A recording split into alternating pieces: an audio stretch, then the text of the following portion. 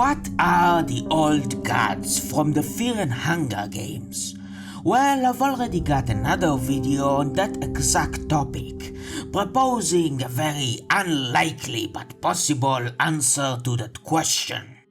An answer that conflicts with how most characters inside the game and players outside of it see the old gods. In this video, I'm going to go in the exact opposite direction, proposing an answer that is a lot more likely to align with what the creator had in mind for the old gods and how most players see them. As their name suggests, the old gods are the oldest gods known in the Fear and Hunger universe. In fact, the old gods are most likely way older than humanity, with the dark priests believing that one of them, the goddess of creation Sylvian, created the world and every living creature in it, including the human race. As their name once again might suggest, the old gods are in some ways classic Lovecraftian gods. Alien monstrosities so beyond human comprehension that seeing their true form but for a moment is enough to completely destroy the human mind. And on top of that, they are so much more powerful than humans that saying that humans are but insects compared to them is giving too much credit to humanity. You can see this very clearly in one of the endings for the first game, where you can have an encounter with the traces of the god of destruction. Gro-goroth is the old god of destruction, but by the time of the first game, for one reason or another, he is gone from our world.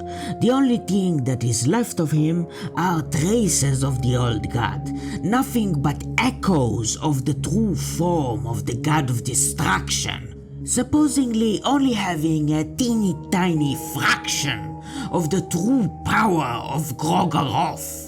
And yet a party of 4 way stronger than average humans still doesn't even come close to the power of the tracers. During the battle, it is very hard to tell if you're doing any damage to it at all, while on the other hand, its attacks can wipe out your entire party. On top of that, if you bring Nasra with you, a character that before this battle I wouldn't blame you for thinking is absolutely indestructible, the tracers just defeat him in one hit before the battle even starts. By the end of this battle, your entire party would be dead, or you survived long enough and dealt enough damage for the tracers to start wondering why you're even trying to resist it. Leading to a very illuminating dialogue about the nature of the old gods. A dialogue that ends with the tracers showing you nothing but a glimpse of the true form of Gro-goroth. A sight so horrifying, the only way the human mind can deal with it is to completely shut down.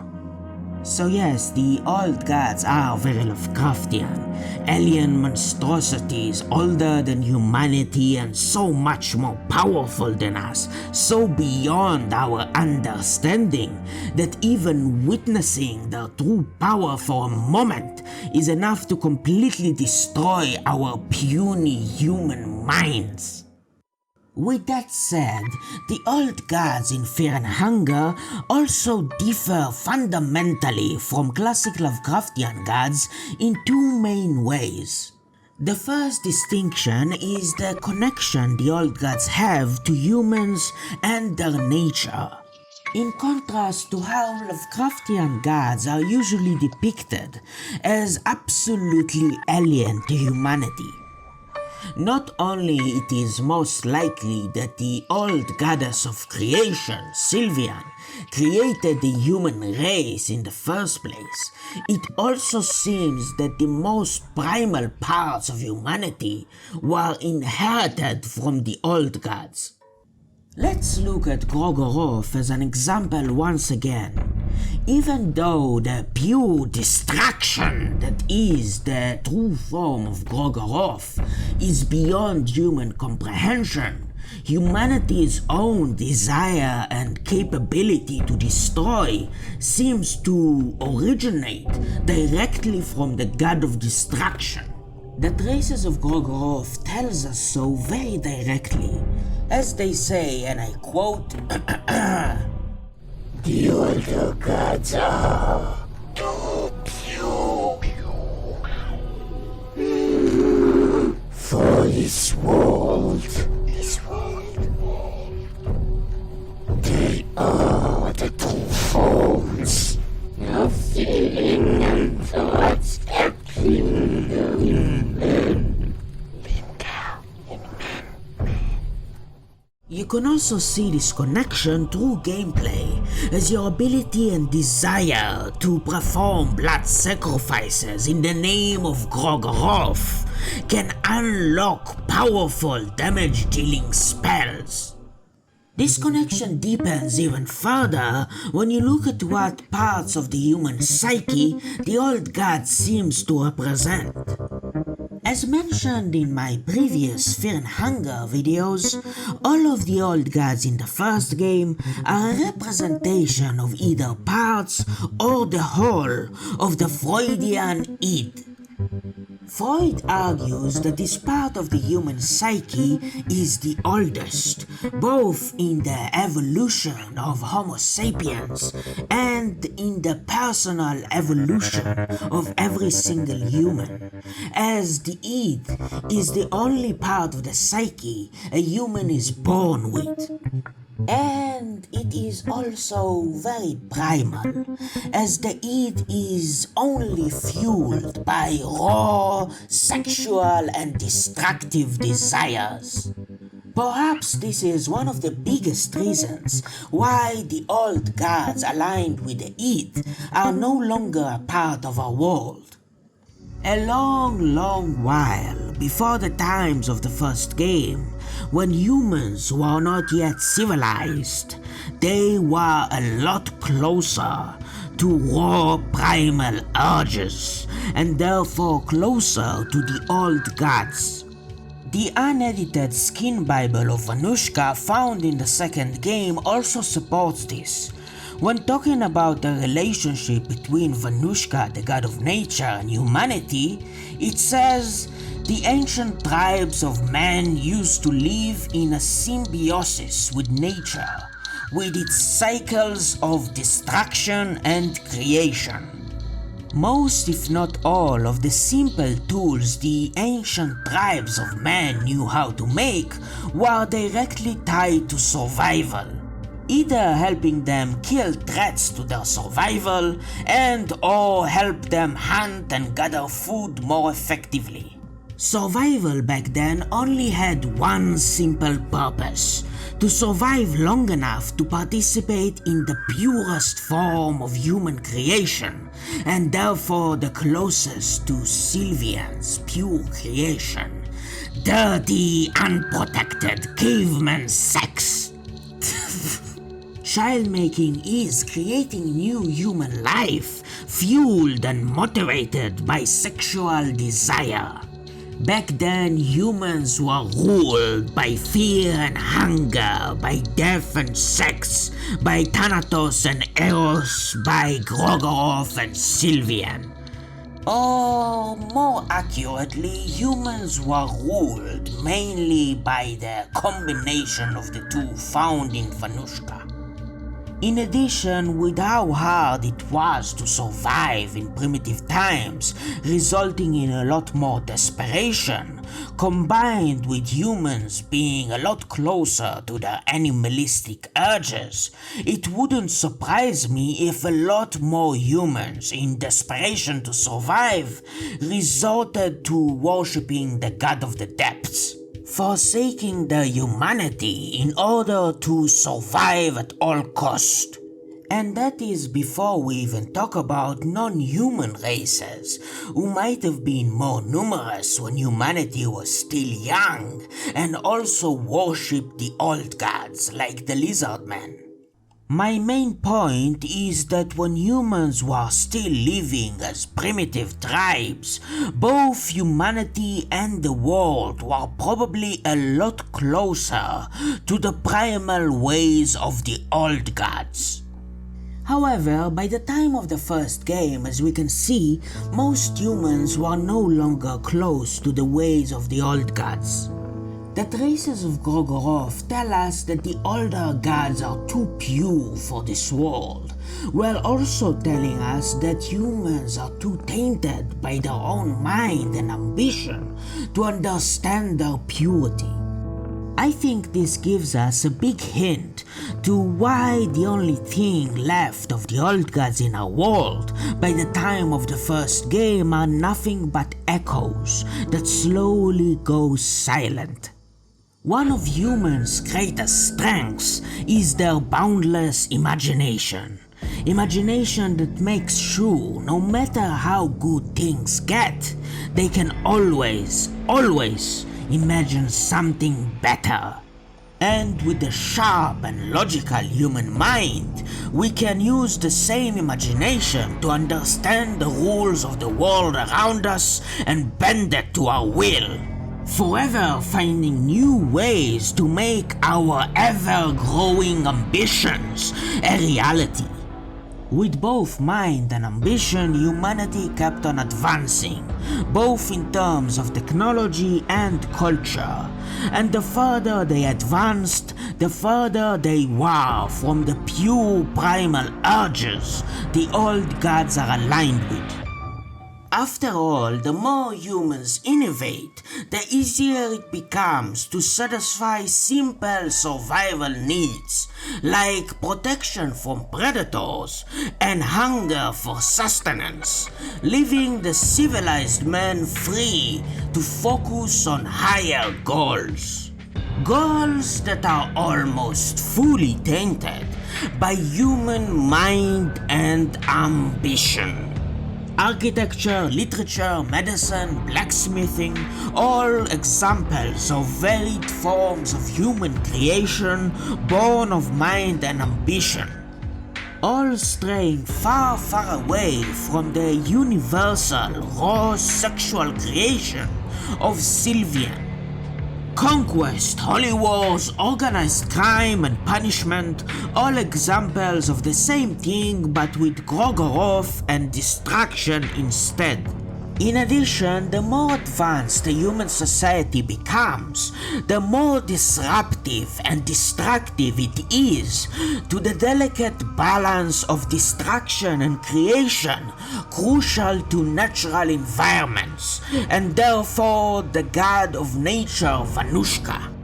In fact, in the unedited Skin Bible of Vinushka, a book that can be found in the second game and written by Enki and Carrion himself, the Dark Priest from the first game, Enki tells us that the times of humans living in symbiosis with nature is long over. With time, humans grew more greedy and hostile, ravaging nature to make room for their ever-growing civilizations, and in the process, waging a war of domination with nature and Vinushka. To everyone's surprise, or at least Enki's, the civilized man ended up quote-unquote winning this war, and as Enki puts it quite bluntly, humanity murdered Vinushka.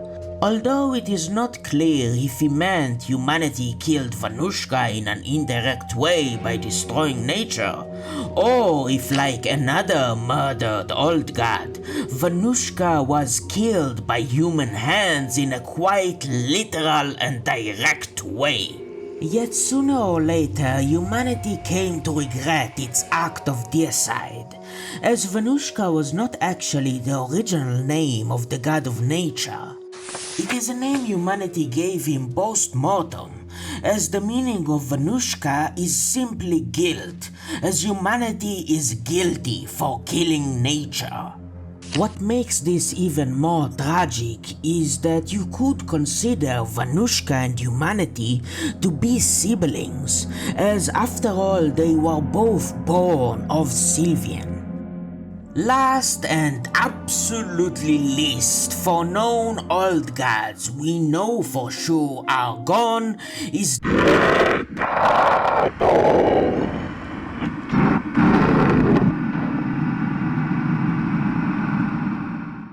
Well, actually, we don't really need to talk about the God of the Depths, because as far as I know, he never had any place among civilized humans, even very early on. Even the dark priests who have been spending ages worshipping and studying the old gods don't worship or study the God of the Depths, and therefore, just like his followers, he is going to be forsaken and forgotten, at least in this video. While the life of the God of the Depths is not relevant to this video, his death very much is. By the time of the first game, the God of the Depths is already dying, and as the dungeons of fear and hunger seems to be his literal body, you can find the organs that keep him alive scattered around the dungeons, and the playable characters can destroy those organs with their primitive medieval weapons. This makes me imagine the God of the Depths as this lonely and dying old man in the hospital, hooked up to all sorts of machines that barely keep him alive, and having the only family member who even remembered him by his side trying to comfort him and say their goodbyes, and then 3 maniacs and their dog just barge in and start beating him to death with baseball bats. Anyways, this resulted in the quote-unquote death of the God of the Depths. I'll get into that a bit later, but what is important for now is that humans can quite directly and literally kill old gods, at least in certain circumstances.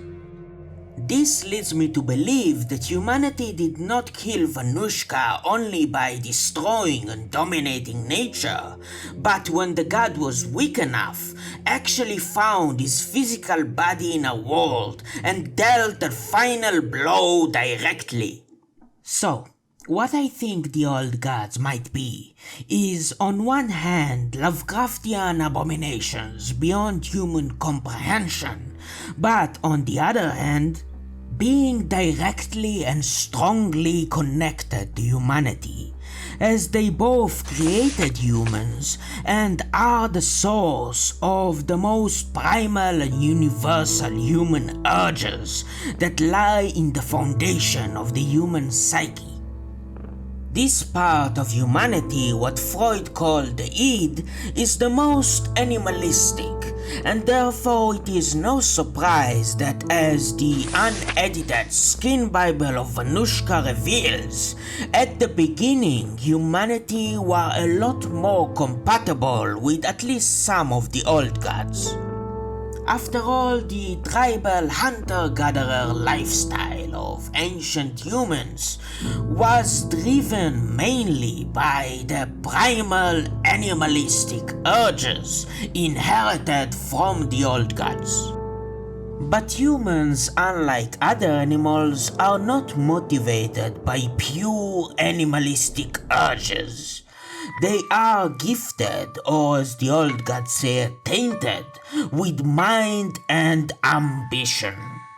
Humans have tireless ambition to find ways to make life better, or at least easier, for themselves, for others around them, and for some uniquely ambitious humans, even humanity as a whole.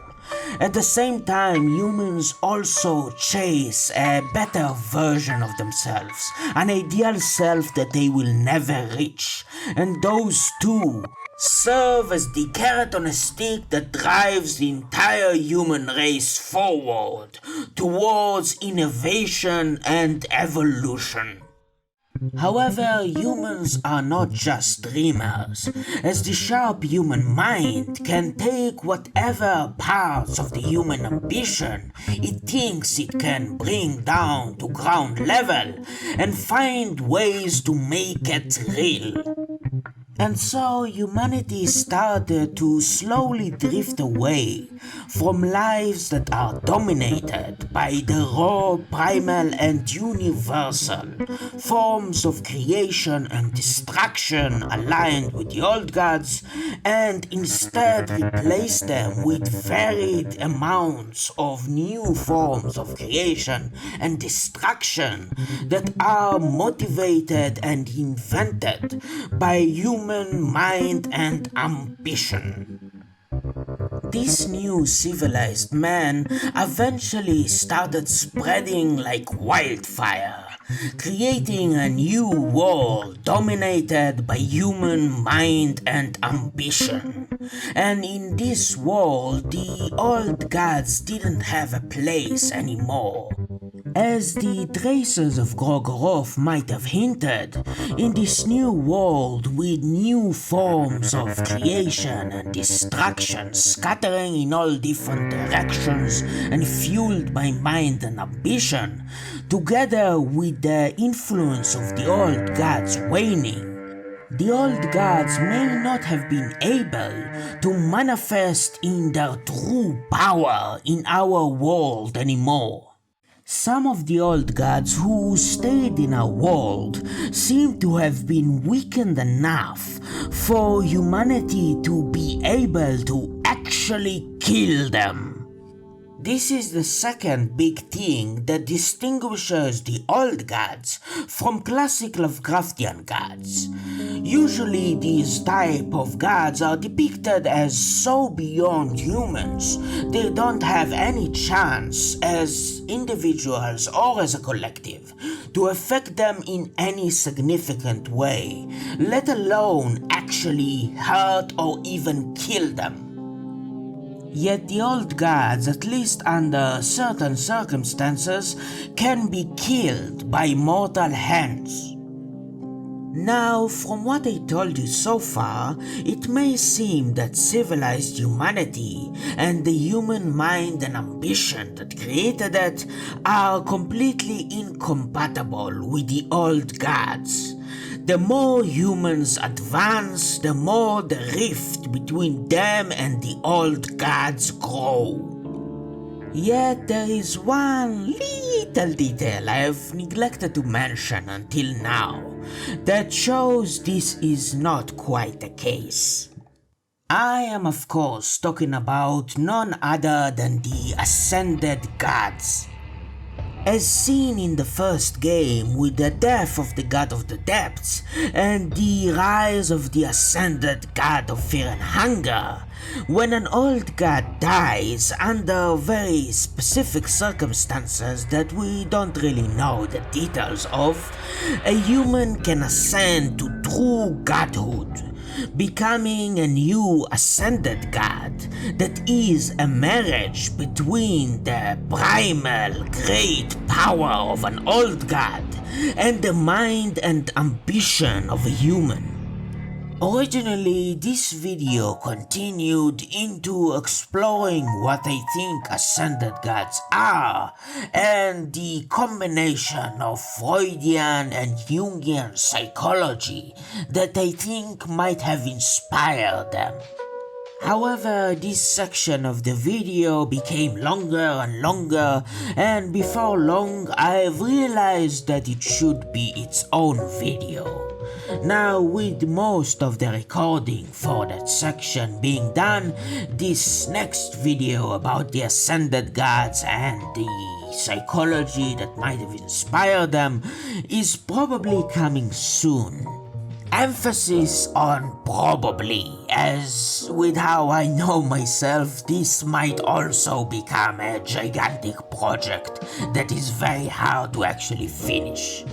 As for what is coming next after the Ascended Gods video, while I do want to make psychological analysis videos on other games than Fear and Hunger, I just have to finish the Jungian psychology of Termina first.